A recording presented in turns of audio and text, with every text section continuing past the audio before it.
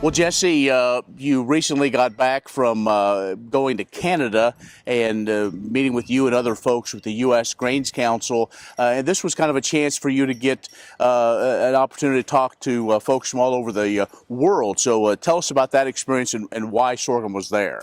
Great question, and a good opportunity for Kansas sorghum to really intersect and interact clearly with the players around the world, the staff from the Grains Council. You know, Kansas sorghum, Kansas wheat, Kansas corn, we don't have offices in Washington, D.C. We don't have offices around the world. Certainly we have very strong national organizations, but for us, once every couple years, the chance to sit down with the director from Africa, the director from Egypt, from China, and not only to build some more personal relationships with those guys, but to hear firsthand what they're facing is useful. It's very educational, and I learned some things about sorghum market opportunities that I didn't, frankly, even know.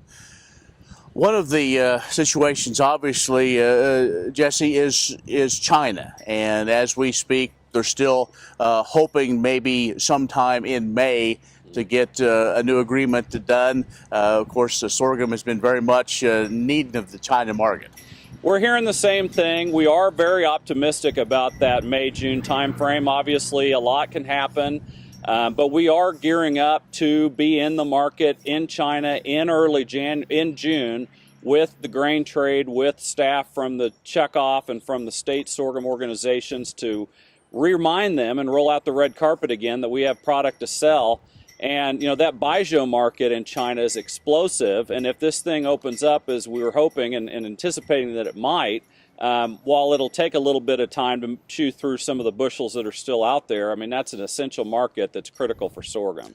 One of the things that Kansas sorghum has done is always encouraged folks around the world to come, bring trade teams in. I believe that's going to happen here pretty soon. We had a record amount of trade teams in 2018 come through the state, and we are having those come through again here soon. In fact, this month, we've got a team from Mexico that's following up on some previous missions where they're going to tour western Kansas, be in Dodge City, and get to know some more players that they can source grain from. And we'll continue to host teams. It's amazing how often they pop up, and that's something that we want to get more farmers and players in the grain trade involved in.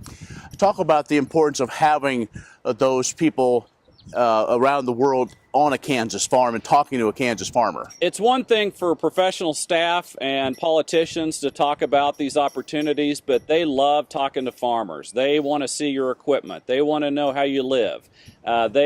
It's interesting to see how they become friends with our farmers, and once they can see it, how we grow the crop, how safe and clean and productive we do things in Kansas agriculture, that's just another touch point that allows them to make a purchase and have a face with the product. This is Jesse McCurry from the Kansas sorghum. He is their executive director. We'll have a moment more. Well, let's start that part again.